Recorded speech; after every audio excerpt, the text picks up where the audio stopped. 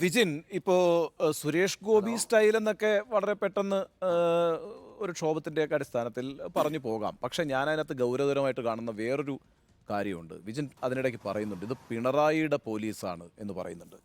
നോക്കൂ വിജിനെ പോലെ ഒരു പൊതുപ്രവർത്തകൻ, ഒരു ജനപ്രതിനിധി പോലീസുമായി ഇടപെടുമ്പോൾ അതിലൊരു താക്കീതുണ്ട്. ഒന്നാമത് കേരളത്തിലെ പോലീസിനെ കുറിച്ച് ഈ നവകേരള സദസ്സുമായൊക്കെ ബന്ധപ്പെട്ട് അവരുടെ ആക്ഷൻസിനെ കുറിച്ചൊക്കെ പലതരത്തിലുള്ള ആരോപണങ്ങളും ഒക്കെ നിൽക്കുന്നൊരു ഘട്ടത്തിലാണ് പിണറായിയുടെ പോലീസ് എന്ന് പറഞ്ഞിട്ടൊരു ഭീഷണിയുടെ സ്വരം ഉപയോഗിക്കുന്നത്. അതൊക്കെ ഒരു പൊതുവേദിയിൽ ഒരു പൊതുസ്ഥലത്ത് ചെയ്യേണ്ടതാണോ വിജിൻ? അല്ല, അതിൽ ഉണ്ണി സാർ, അതിൽ ഞാൻ പറഞ്ഞതിൻ്റെ ഒരു കണക്ഷനാണ് ആ പ്രയോഗം കൂടി നടത്തിയിട്ടുള്ളത്. ഞാൻ പറഞ്ഞു, നിങ്ങളെ ഈ കേരളത്തിൻ്റെ ആഭ്യന്തര വകുപ്പ് വളരെ മാതൃകാപരമായി മുന്നോട്ട് പോകുന്നതാണ്. നല്ല പോലീസ് സംവിധാനമാണ്. നിങ്ങളെപ്പോലുള്ള പോലീസുകാരാണ് അതിന് ചീത്തപ്പേരുണ്ടാക്കുന്നത്. അത് സംഭാഷണത്തിൻ്റെ കൂട്ടത്തിലാണ് ഞാൻ ഈ പ്രയോഗം കൂടി നടത്തിയത്. അതൊരു ധാർഷ്ട്യത്തിൻ്റെ ഭാഷയിൽ പറഞ്ഞതല്ല. പക്ഷെ ആ ഒരു നിമിഷത്തിൽ അതിൻ്റെ ഒരു വൈകാരികതയിൽ വളരെ ഒരുപക്ഷെ ഞാൻ MLA എന്ന രീതിയിലൊന്നുമല്ല, ഞാനത് ആവർത്തിച്ച് പറഞ്ഞതാണ് മാധ്യമങ്ങളോട് തന്നെ. MLA എന്ന രീതി, ഒരു വ്യക്തി എന്ന രീതിയിൽ വളരെ ഇൻസൾട്ടിങ് ആയിട്ടുള്ള ഞാൻ പറഞ്ഞ SFI കാലത്ത് സമരത്ത് പങ്കെടുത്തിട്ടുണ്ട്. ഇപ്പം DYFI എന്ന രീതിയിൽ സമരത്ത് പങ്കെടുത്തിട്ടുണ്ട്. പക്ഷെ അന്നേരമൊന്നും ഒരു പോലീസ് MLA ഒന്നും അല്ലാത്ത കാലത്ത്, ഒരുപക്ഷെ എന്നെ ഒരു SFIയുടെ ജില്ലാ സഹഭാരവാഹിയൊക്കെ നിൽക്കുമ്പോഴും എന്നെ അറിയാത്ത കാലത്ത് പോലും, ഒന്നും അറിയാത്ത ഒരു കാലത്ത് പോലും ഒരു പോലീസ് ഓഫീസറുടെ ഭാഗത്തു നിന്നും ഇത്തരമൊരു സമീപനമോ ഇത്തരമൊരു ഇൻസൾട്ടിങ്ങോ ഒന്നും ഉണ്ടായിട്ടില്ല. കാരണം വ്യക്തിപരമായിട്ട് ഉണ്ടായൊരു വലിയ ഇൻസൾട്ടിങ് എന്ന രീതിയിൽ മാത്രമാണ് ഞാൻ പ്രതികരിച്ചു പോയത്. ആ പ്രതികരിക്കുന്ന സംഭാഷണത്തിലൂടെ ഞാൻ നേരത്തെ പറഞ്ഞ പോലെ ഈ വർത്തമാനത്തിനോടെല്ലാം ചേർത്ത് ഒരു വർത്തമാനം എന്നതിൽ, കാരണം ആ ഗവൺമെൻറ്റിന് മോശം ഉണ്ടാക്കരുത്, ഇത് പിണറായിയുടെ പോലീസാണ്, ഈ ഗവൺമെൻറ് നിങ്ങൾ മോശം ഉണ്ടാക്കരുത് എന്ന് തന്നെയാണ് ഞാനവിടെ ആ പോലീസ് ഉദ്യോഗസ്ഥനോട് പറഞ്ഞത്. കാരണം ഞാനൊരു വൈകാരികമായ തലത്തിൽ നിന്നുണ്ടായ പൊട്ടിത്തെറി എന്നത് ഞാൻ ആദ്യം കൊണ്ട് പറഞ്ഞ പോലെ അത് ആവർത്തിക്കുകയാണ്. ആ നിലയിൽ തന്നെയാണ് ഇത്തരമൊരു സംഭാഷണം തുടർച്ചയായിട്ടുണ്ടായത്.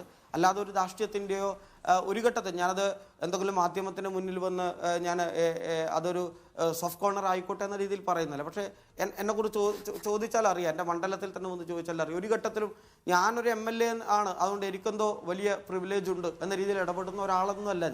ഞാൻ അങ്ങനെ ഇടപെടാൻ ആഗ്രഹിക്കാത്ത ഒരാൾ കൂടിയാണ്. അപ്പോൾ ജനങ്ങളോടൊപ്പം നിൽക്കുക, അവരോടൊപ്പം നിൽക്കുക, ചേരുക, അതിന്റെ ഭാഗമായിട്ട് പ്രവർത്തിക്കുക. നടപടിയെടുക്കുമ്പോൾ സ്വാഭാവികമായും ആളുകൾ ധരിക്കുന്നത് ഭരണപക്ഷത്തു നിന്നുള്ള ഒരു MLA ഈ പറയുന്ന SI വന്ന് ചോദ്യം ചെയ്യുന്നു, ഈ ഒരു അറസ്റ്റിന് രേഖപ്പെടുത്താൻ വേണ്ടി ശ്രമിക്കുന്നു, അത് തടസ്സപ്പെടുന്നു. ആ ഘട്ടത്തിൽ MLAയോട് അപമര്യാദയായി പെരുമാറിയ SIയെ ശിക്ഷാ നടപടിക്ക് വിധേയമാക്കി എന്നുള്ളതാണ്. അത് സ്വാഭാവികമായും താങ്കൾ പറഞ്ഞിട്ടാണ് ഈ നടപടികളിലേക്ക് കടന്നത് എന്നതായിരിക്കും ഒരു പക്ഷേ ജനങ്ങൾ വിശ്വസിച്ചിട്ടുണ്ടാവുക. അതെങ്ങനെയാണ് ഇനി വിജിനെ തിരുത്താൻ കഴിയുക? കാരണം ഇത് പോലീസ് അന്വേഷണ റിപ്പോർട്ട് വന്നു. ആ അന്വേഷണ റിപ്പോർട്ടിൽ മറ്റു ചില കാര്യങ്ങളാണ് സൂചിപ്പിച്ചിരിക്കുന്നതെങ്കിലും ഈ സംഭവം ഉണ്ടാവുന്നത് വിജിൻ്റെ ഇടപെടലിനെ തുടർന്നാണ്. അങ്ങനൊരു സംഭവം ഉണ്ടായിരുന്നില്ലെങ്കിൽ ഇന്ന് ആ SIക്ക് സസ്പെൻഷൻ നേരിടേണ്ടി വരുമായിരുന്നില്ലല്ലോ. അപ്പോൾ അതിനെ എങ്ങനെയായിരിക്കും ഇനി വിജിൻ വിശദീകരിക്കുക?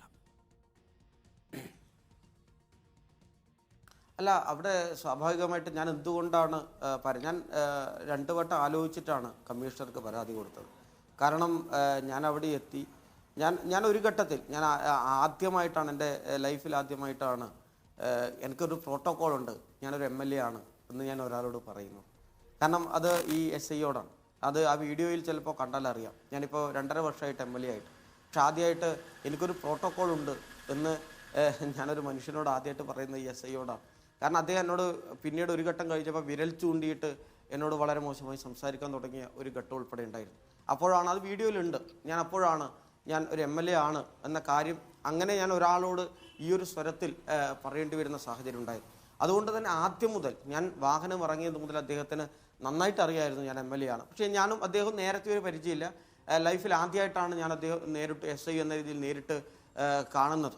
അപ്പോൾ അങ്ങനെ നേരിട്ട് കാണുന്ന 2 പേർ തമ്മിൽ ഒരുപക്ഷെ അറിയണമെന്നില്ല. പക്ഷേ ഞാൻ MLA ബോർഡ് വെച്ച വാഹനത്തിൽ നിന്ന് ഇറങ്ങുന്നത് കണ്ട ഒരാൾക്ക് സ്വാഭാവികമായിട്ടും ഞാൻ MLA ആണെന്ന് ഊഹിക്കാം. എന്നിട്ടും ഞാൻ ആ സമരത്തിന് MLA എങ്കിൽ പോട്ടെ, അദ്ദേഹം പറഞ്ഞത് എന്താണ്, നഴ്സിംഗ് മേഖലയിലെ ഒരു നേതാവാണ് എന്നാണ് വിചാരിച്ചത്. ഇനി അങ്ങനെ നേതാവായിക്കോട്ടെ, ഒരു സമരം ഉദ്ഘാടനം ചെയ്യാൻ വന്ന ഒരാളോട്, അല്ലെങ്കിൽ ഈ സമരം ഗേറ്റിന് പുറത്ത് നടത്തണം എന്ന് പറഞ്ഞ ഒരാളോട് ഈ തരത്തിലൊരു പ്രതികരണം നടത്തേണ്ട കാര്യമില്ല. വളരെ മോശമായിട്ട് അതിൻ്റെ തുടക്കം മുതലുള്ള എല്ലാ ഘട്ടത്തിലും പെരുമാറിയ ഒരാൾ. അതുകൊണ്ട് സ്വാഭാവികമായിട്ടും ഒരു വ്യക്തി എന്ന രീതിയിൽ ആണ് ഞാൻ ആ പരാതിയെ സമീപിച്ചിട്ടുള്ളത്. കമ്മീഷണർക്ക് പരാതി കൊടുത്തത് സ്വാഭാവികമായിട്ടും ഒരു ജനപ്രതിനിധി കൂടിയാണ് എന്നുള്ളത് കൂടി ചേർത്ത് വെച്ചിട്ടുണ്ടാകും. ഈ ഘട്ടത്തിൽ ഒരു കാര്യം കൂടി വ്യക്തിക്കുണ്ടായ